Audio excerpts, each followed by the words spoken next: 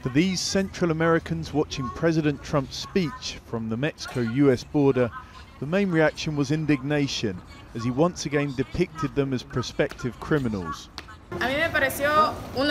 What he said is offensive to me because we're not all the same. There are criminals everywhere. He should give us an opportunity to cross. The only thing we want is to work and support our families. President Trump hopes his message will help him get the funds for a border wall, which he says will stop them, along with drugs and terrorists, despite the fact that the last two overwhelmingly come through legal entry points.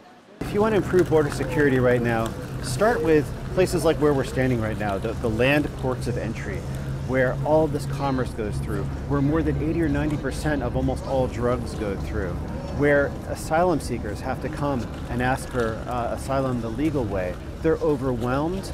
They have billions of dollars in unmet infrastructure needs, and they're understaffed by about 15% or more. There's a disaster here. Start there. Put money in the ports of entry and not the walls. There are also already obstacles in place on the border. About a third of the Mexico-US divide is covered by fencing, mainly in urban areas where it's easier for people to dodge between cities, and in the vast swathes of wilderness where it's harder for people to hide and survive. Patrols and surveillance are used.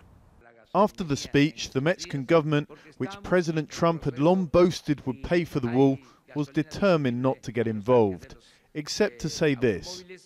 We're persuading the US that the best way forward is the development of Central American countries and Mexico for production and jobs so that migration becomes optional, not obligatory.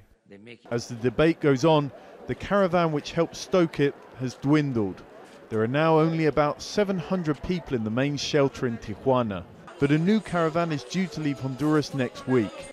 With it, the tension and rhetoric around this issue will surely rise even further. John Holman, Al Jazeera, Tijuana.